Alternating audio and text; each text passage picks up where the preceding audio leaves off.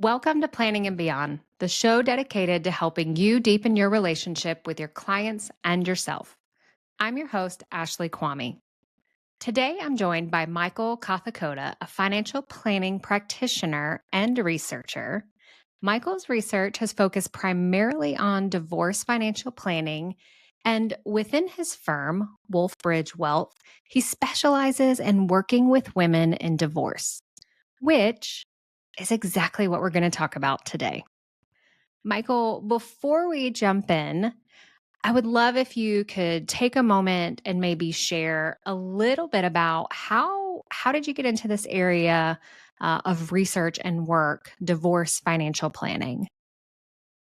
Yeah, happy to. So the work came first, and so what was really interesting is at around 2008 is when I left a large regional firm, and my wife and I started Wolfbridge that year, November. In fact, like right as the economy was collapsing and the markets were roiling, so the absolute best time to open a financial planning firm.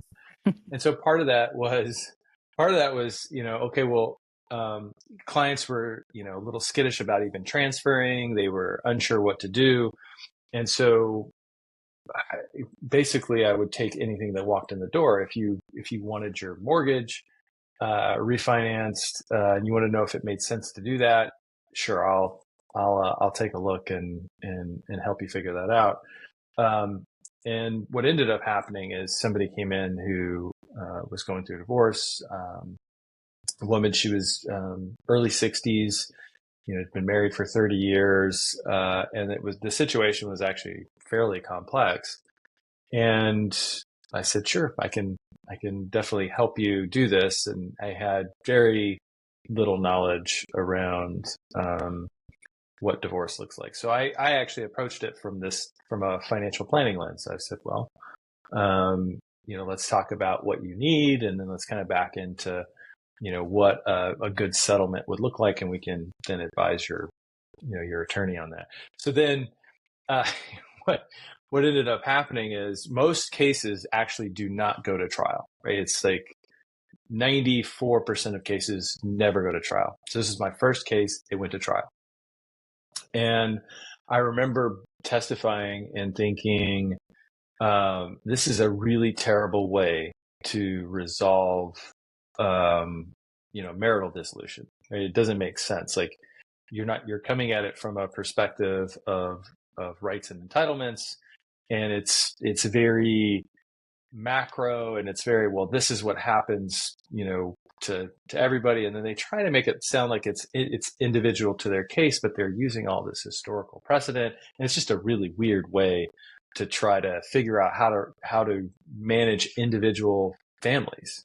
And so what I ended up, I left that, courtroom, and I said, I bet that if everybody's doing it like this is terrible. Like, so something needs to change. And so I thought, well, I'm young, I'm full of energy. I'm going to figure out how to make this change. And so I actually put together this presentation. I found this group of mediators. And at the time, I wasn't clear on what mediators actually did.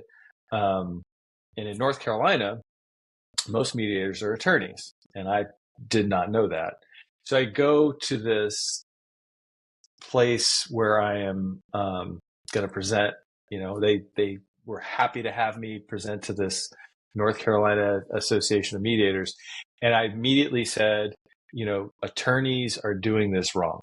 And so I basically just told them that their approach was backwards, and not knowing that they were attorneys. And I thought maybe mediators would hear this better. And actually, they weren't really, nobody was offended. But one attorney in particular, who I've been friends with ever since, and I've worked with him on countless cases, came up to me and said, hey, that's exactly what we do in collaborative divorce. We approach it actually from a financial planning perspective. And so I said, oh, okay. So I went back, put on my website, I do collaborative divorce. Not practicing law, of course, but, I help with the financial aspects of it. And so that's kind of where it took off. I had somebody come in who was actually going through a collaborative divorce. And it also something that doesn't happen very often. I think at the time there were, where I live, there were about 4 collaborative attorneys. So not that many. And my very next case happened to be a collaborative divorce. And so I met this group of folks and started working with them, and then did more and more of that. And that's kind of how I got into divorce. And then, as I'm going through the process, you start to come up with questions like, why are these interactions so difficult? What are the outcomes? A lot of the things we hear about, divorce in the media, are those things actually true? Because my experience is not, doesn't fit that. And so just in general, like how we solve problems is very much it's still very legal centric. Our country is built on laws. And so it's just this really interesting, way to say, okay, well, what's better? Is it better to follow what the law is doing, or is it better to kind of actually work with individual families and see the best way to resolve this? And in particular, what I would find is, even with clients who had, or, I would work as a neutral and collaborative. So I basically work for both people. But what was interesting is, typically a couple would have like a financial advisor. And I'm sure that this is not something that is new to you. Typically, it's going to be the man who has been talking to the financial advisor. And so there is this imbalance of knowledge and advice, and you have this person who can bring an entirely different perspective that's kind of been ignored. And then now, for the first time, they're getting to get feedback on, what they think and what they want life to look like financially. So that's kind of how I got into. So I ended up working with a lot of the women who would get divorced after the divorce process. So Such a necessary, part of financial planning, but also within law too, is having somebody who is collaborative. And, the 10 years, really kind of first 10 years that I was practicing, focusing on couples who are going through divorce and helping them navigate the parenting aspect was my role in that. So providing guidance on, what does this parenting plan look like for couples who are divorcing? And, I don't do that anymore for a lot of reasons. It's very, very emotionally taxing work. yeah.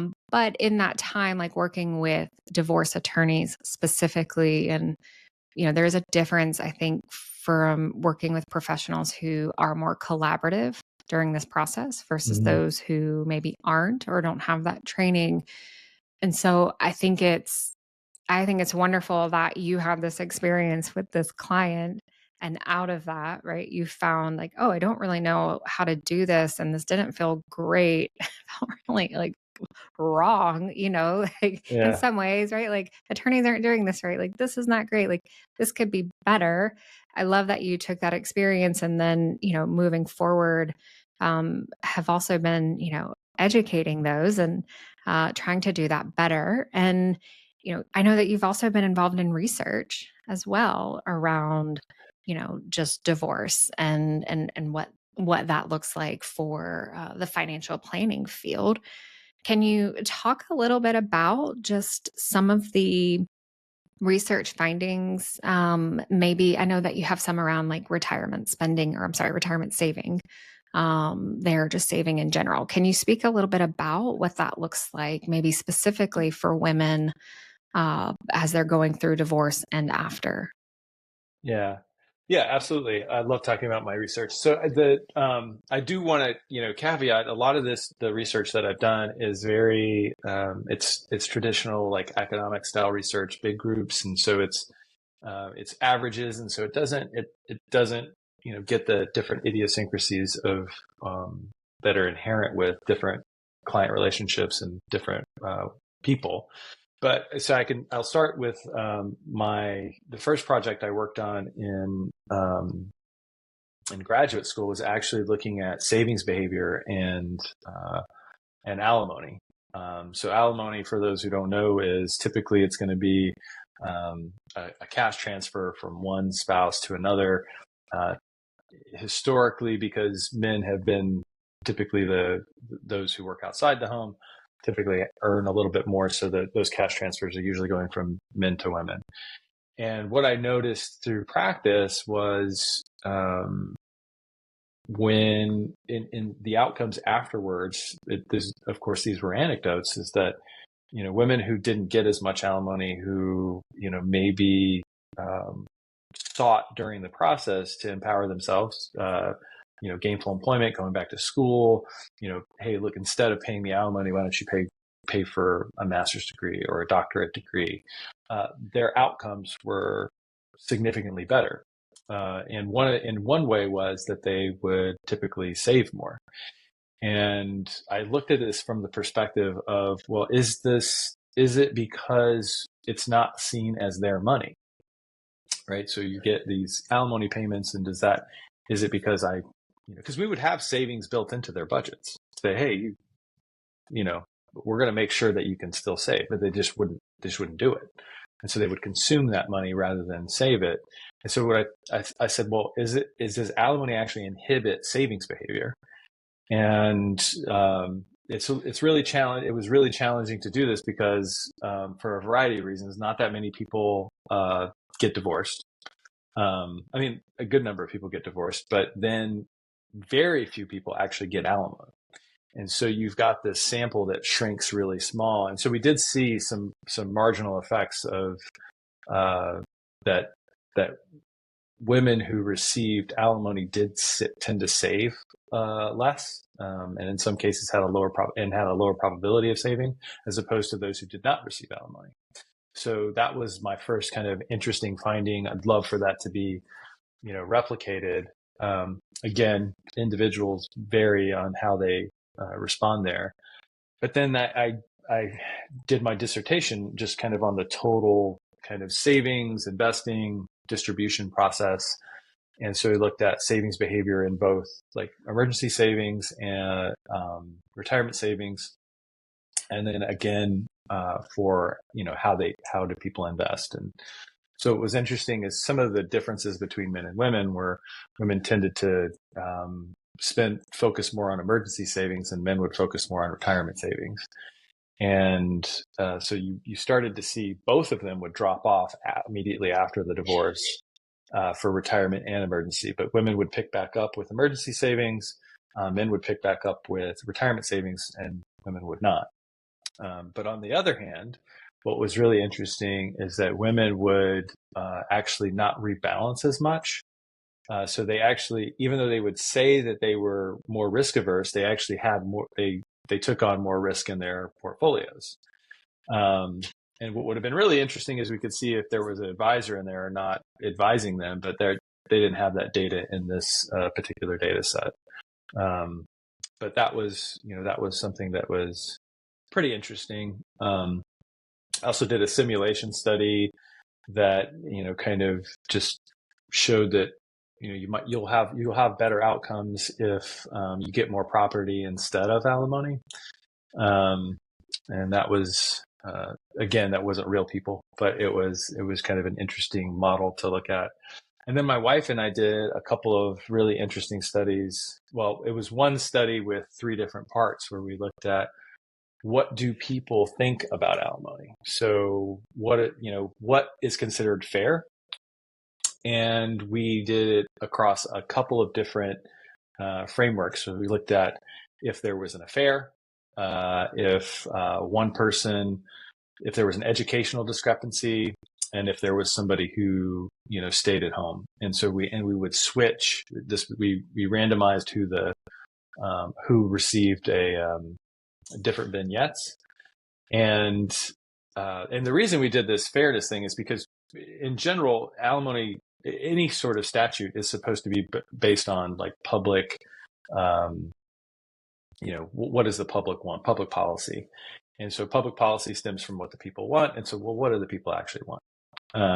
And what was really interesting is you would see it didn't matter actually if you were male or female, that that if you had an affair, people wanted you punished for the most part.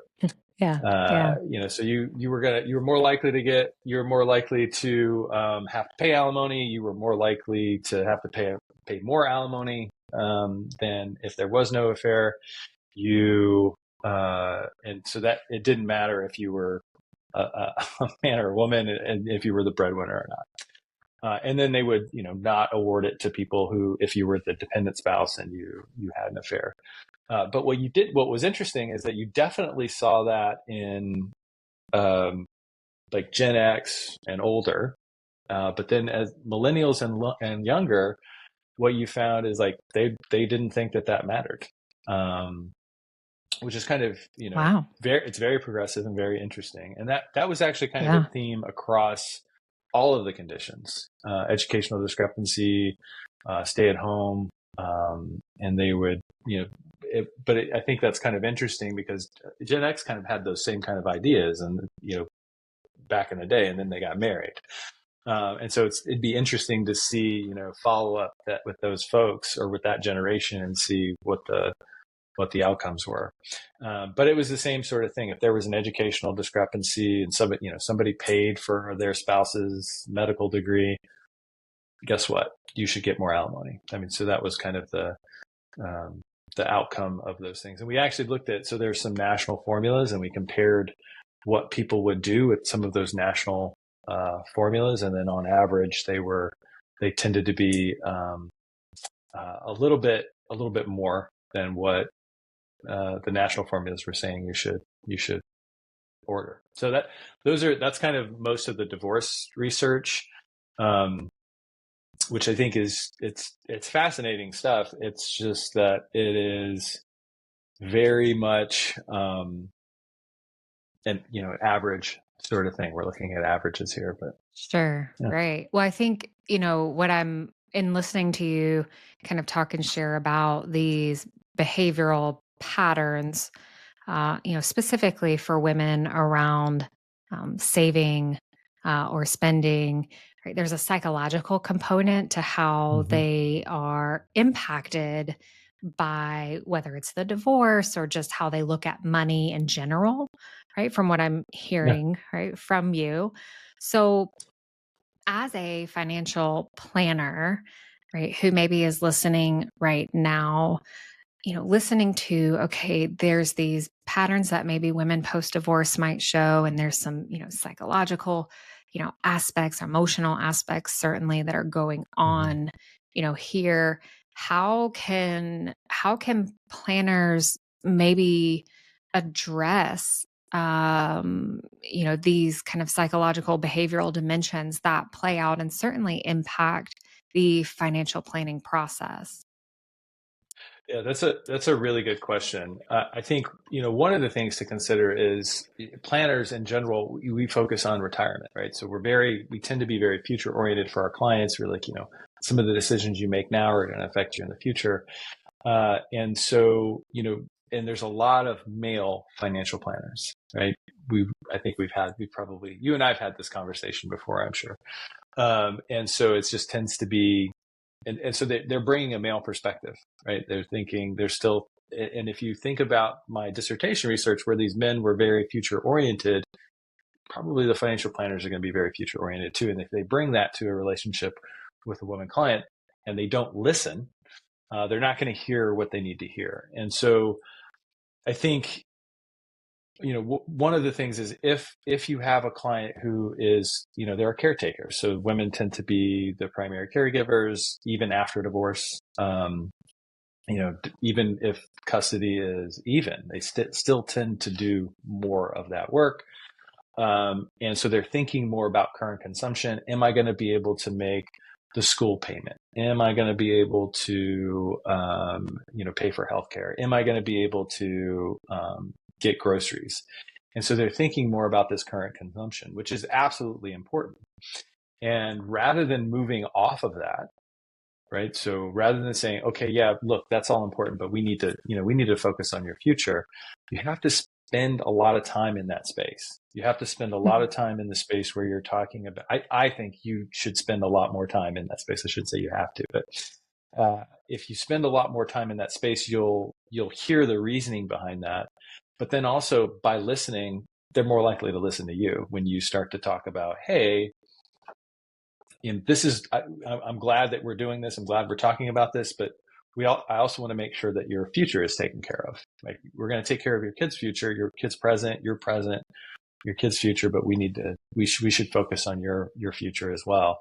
And then it gets them to start, gets women, again, on average, this is something that could happen. They might think a little bit more future oriented. And, I think that's, really one of the biggest parts is actually just listening to your client, and rather than thinking that the way that you would do something and the way that you think something should be done is the right way. So, whether it's, whether they're thinking about being able to afford groceries, or maybe they're thinking about college for their kid, whatever their individual circumstances, if you listen to it and you respond to it, you acknowledge it and acknowledge that it's important, right? You can then have the conversation about some of these other things. And I think, some of the challenge there is we as planners don't spend a lot of time. We have an agenda, right? We want to get through this meeting. And sometimes it just takes a while. Like, you have to sit in that moment for a long time. You have to have the conversation that goes a lot deeper than maybe you think it should have to. And I think, cultivating that sense of curiosity about this person will let you, get the information you need and get them in a place that'll allow you to help them.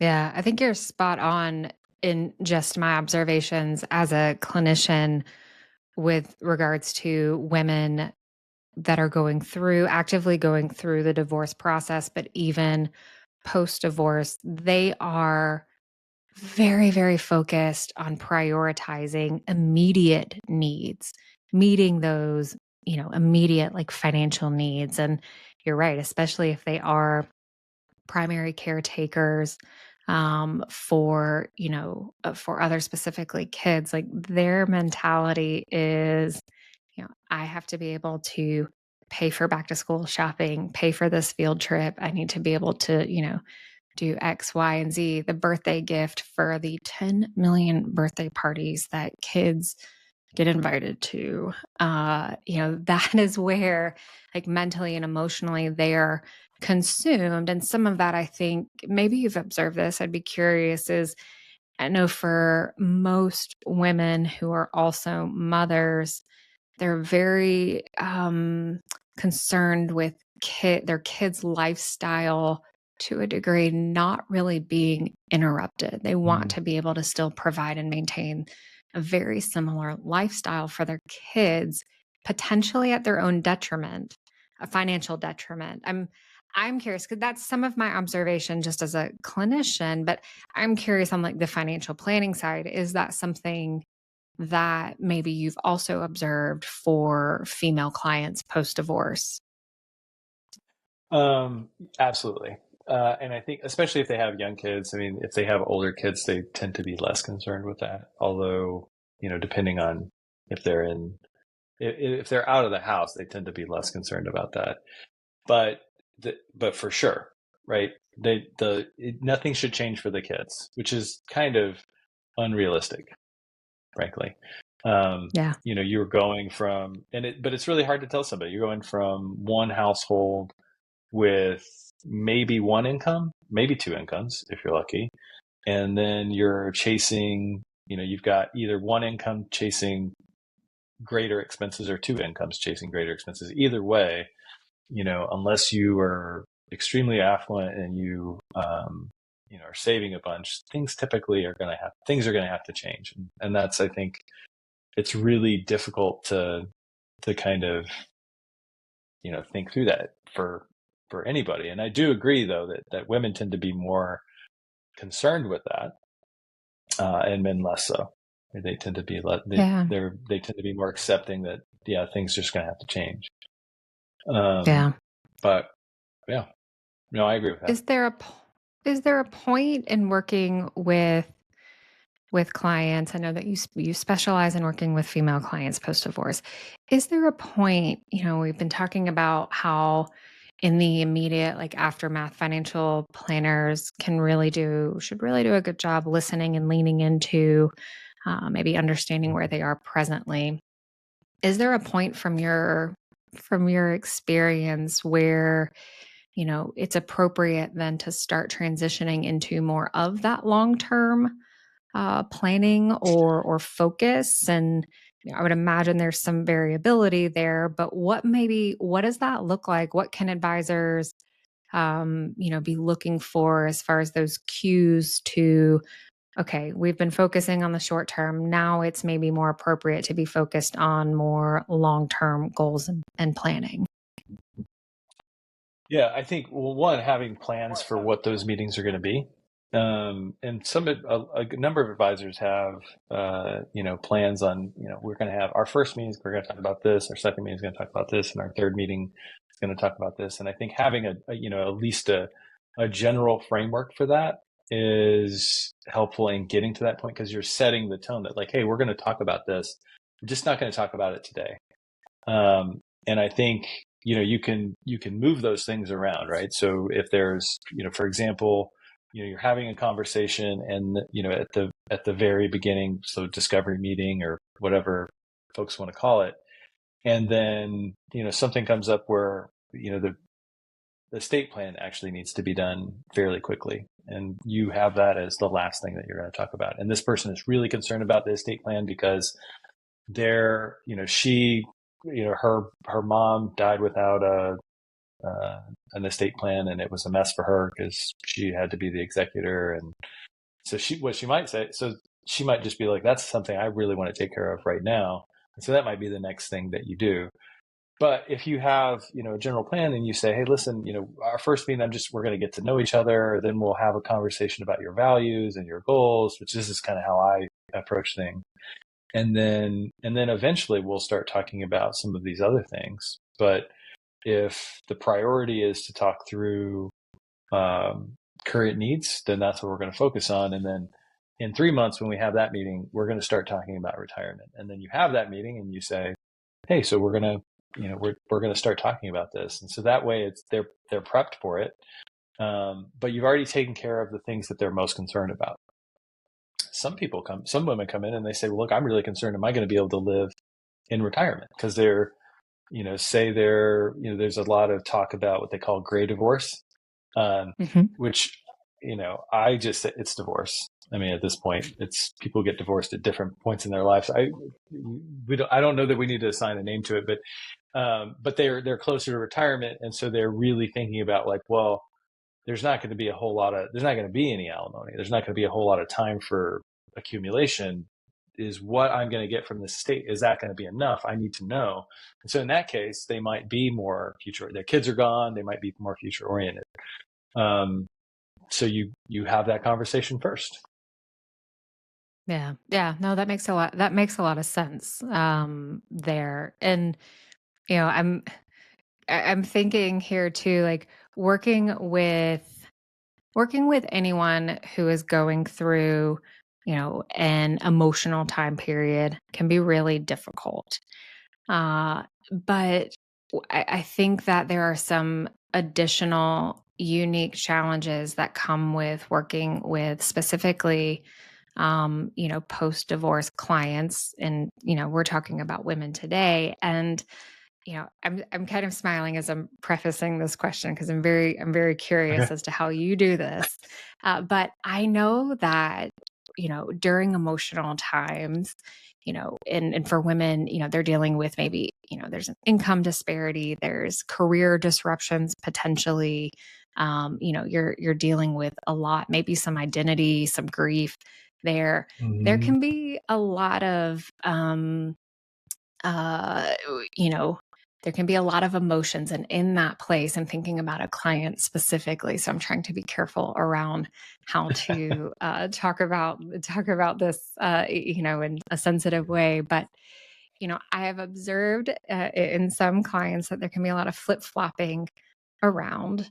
I want to do this. Oh wait, no, just kidding. I want to do that. And what do you mean, Michael? I can't stay in the house. Like, what do you mean I'm going to have to downsize? There's a lot of intense emotions that can come with going through divorce. And so, I know how I navigate those things as a clinician, but I'm curious, like in what you do, like, how do you, Michael, the practitioner, how do you navigate some of the intensity, the emotional intensity that maybe clients, female clients, maybe specifically, might be bringing to you in the financial planning in part?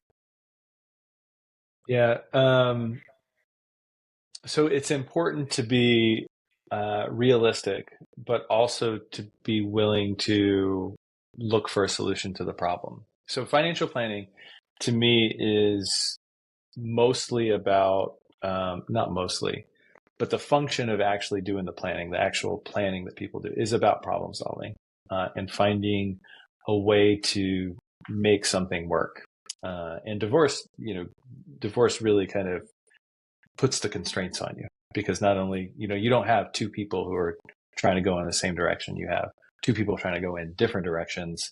And they may have some shared interests, but they may have some competing interests. So the problem solving has to get a lot more creative.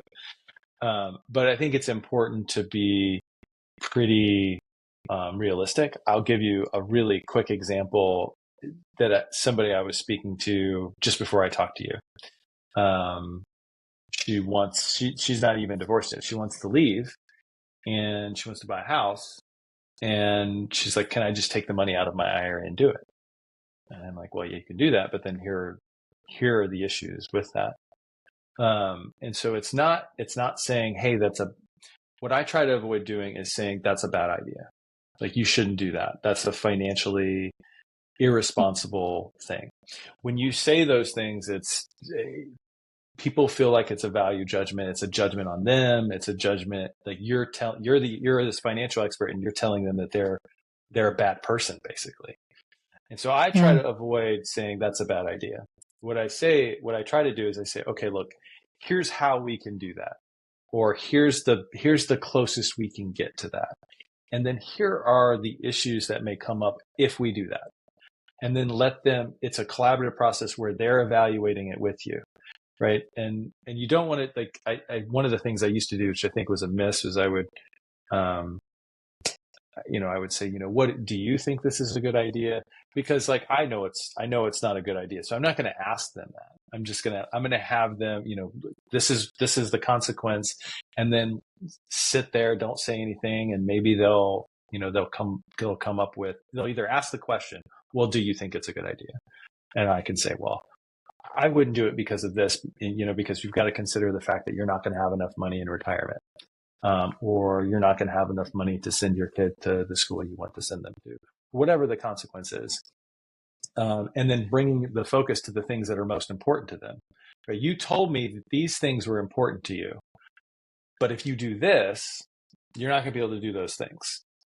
And that kind of helps them, have a little bit more perspective. And so I try not to limit the options, right? So let's have as many options as possible, but, keeping in mind that if you do this one thing, it's going to have consequences over here. And that's the interesting thing about, wealth management, financial planning, whatever you want to call it, is that you affect something over here with something over here. And every aspect of your financial life is interconnected. And so, sure, you can do this, but this is what's going to happen. And are you okay with that? And maybe you are. And so, and then reserving that, withholding any judgment, any ideas about what I think is responsible or not, has to come away. I've got a client who, takes money out of their retirement early, because they have they value this other thing that is very important to them.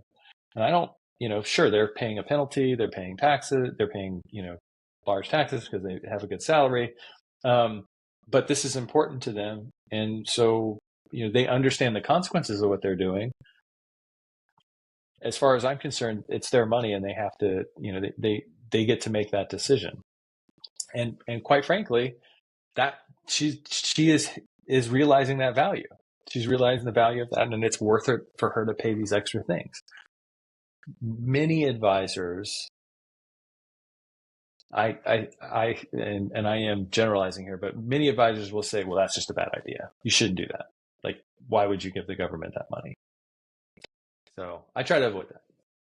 Yeah, I can appreciate that, right? Highlighting, not trying to create any kind of shame, right, or judgment around whatever the financial decision is that they want to make, especially if they're in like an emotional state. And I think that there can be something, there to that approach of, validating, I know this is difficult. You're in an emotional place. I hear you, this decision that you're wanting to make. And yes, you can do that. Here are the options, right? If you want to do that, or here's some other options, and here are the implications, or here's the impact for, maybe each of those solutions. I think that I could imagine that would land on a client who maybe is in distress or in an emotional state, right? That would land a lot better than, that's a terrible idea. I don't think you should do that. Or whatever the language, right, might be there. I could see that landing a whole lot better on clients from that approach.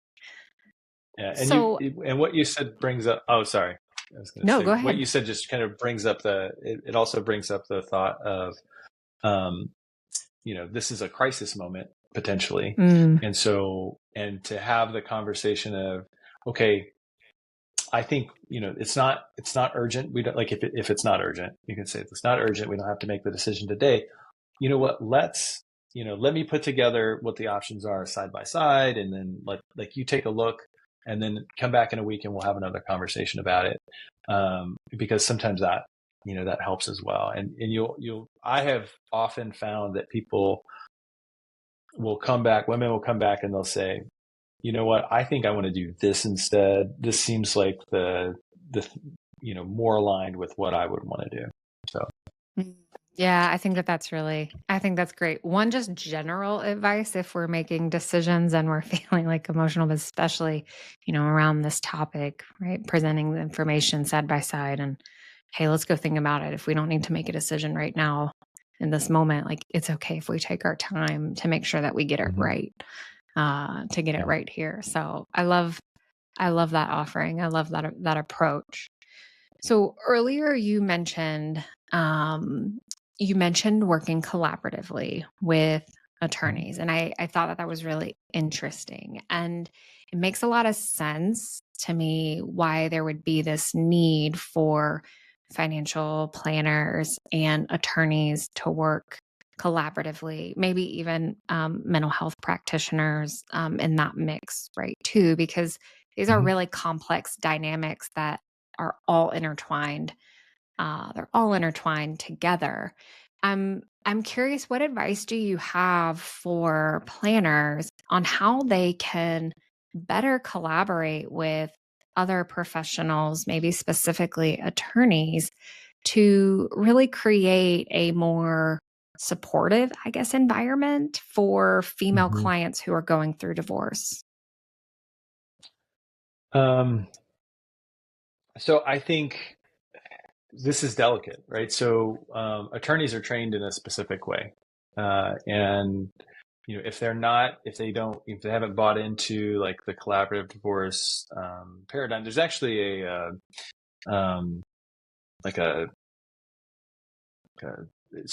like in North Carolina we have a collaborative statute. Some states do, some states don't, and then there's like a national kind of thing. But if they're not bought into that, the challenge is it's very like, let's get your information, rights and entitlements, and even women attorneys are trained this way, right? So they're doing what they're supposed to. They're getting the information rather than spending their time, listening to what this person actually needs. And so when I talk to attorneys, if I'm trying to get them to help understand, a little bit the best way to work with some of their women clients, I typically will say, well, like, how about let's do like a joint meeting? Let's just do one joint meeting. So say it's a new attorney that I haven't met. Let's do one joint meeting where you let me kind of take the lead. And then you kind of get to see how much more information that you can get. Because you might have a situation where, they might be entitled to X and they should be advised of what they're entitled to. Absolutely. Right. I want to make it clear that people should know what they are able to get under the law, but their goals and values they may not need all of that. They may not want all of those things. And, some women want to stay in the house. Some women have nothing to do with that house. That house has nothing but bad memories.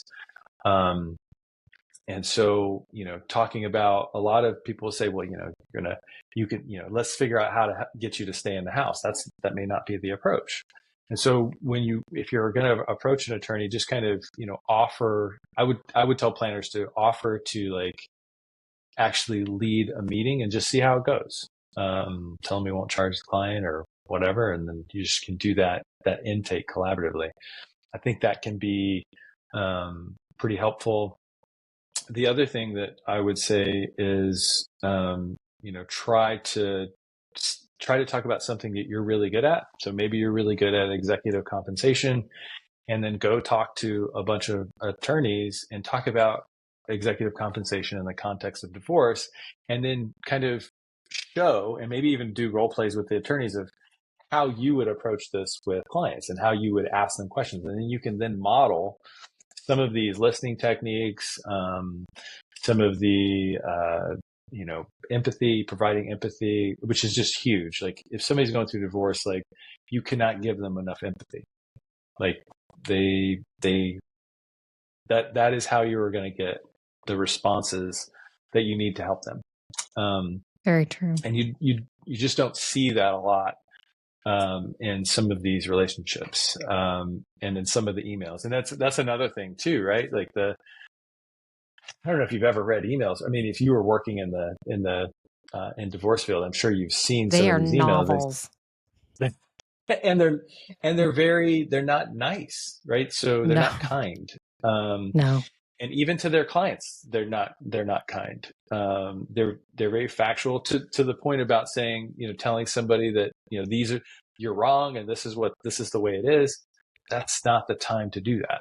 Like, that is, somebody gets an email like that, they're just not going to be responsive, and it's going to put them in a bad place. So, modeling that sort of behavior, I think is useful for the attorneys, because they're attorneys, they're smart, and they see that has an effect and it works. And you're like, well, maybe I should do that. That seems to be something that works. So that's kind of my advice for planners who want to work with attorneys. Yeah, I think all of that is fantastic. Great advice. Well, Michael, as we are sadly wrapping up our conversation here today, I know they always do. They always do. I've never found one where I'm like, gosh, that was the longest 45 minutes of my life. Thankfully. But as we're wrapping up here today, usually I ask our guests if they were to look back maybe in the rearview mirror and go back to when they were first starting out as a professional, what are maybe, 2 to 3 tops tips that you would offer your younger self around maybe from a place of well-being or self-care? What are a few tips that you would give to that younger professional Michael? I think that's a really good question. And one of the things I didn't mention is that, you mentioned this actually, how the work is emotionally draining, is to, basically, spend some time away from the field. I was doing too much. divorce stuff, and it takes a mental toll on you, and to the point where I had to get a therapist so that I could do my job, which seems that doesn't seem like something that makes sense. So I would say, early on, take bigger breaks. But also the biggest thing to do that I think a lot of people have a hard time with is letting go of the outcome.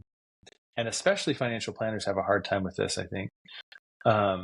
Letting go of the outcome is the key to being able to survive in doing this kind of work, because you get really invested in it. You've got, you think you've got a solution, and then it blows up in your face, or, client does something crazy, or they listen to the wrong person.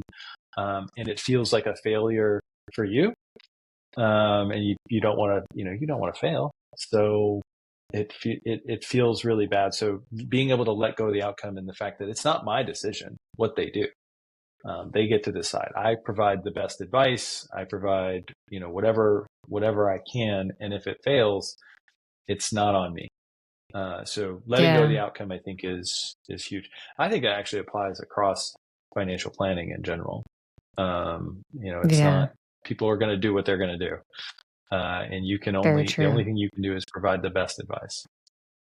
Very true. I could have used that advice when I was starting my therapy career for sure, especially working with couples. Man, oh man, yeah. I could have used that piece of advice for sure. Yeah. I would have saved myself a lot of stress and mental work and heartache. I thought you guys knew that. I got that advice from a therapist. Listen, Michael, just because we know that does not mean that we, accept or internalize that. Right. There is such a thing as our ego. And I think, I don't know, I will speak for myself. I probably thought that some of that stuff did not apply to me. Of like, oh, but I can help them. Right. But I can do this differently. Yeah. No, I can help them. I'm better. Yeah, no, so absolutely. so arrogant. Yeah. So thank goodness for age, wisdom, and some humility along the way. But I hear you. Well, thank you so much, Michael, for coming on today. If listeners would like to learn more about your work or just connect with you, where can they find you? Well, I'm on LinkedIn, so Michael Kothakota, and they can go to my website if you want to fill out one of those contact forms. But that's www.wolfbridgewealth.com. And yeah, I think those are probably the best places to get a hold of me. Wonderful. We'll make sure that we link those in the show notes. Thank you so much for coming on again. And for all of you out there tuning in, thank you for allowing Michael and I into your ears and into your mind. Until next time, keep planning, keep growing, and keep going beyond.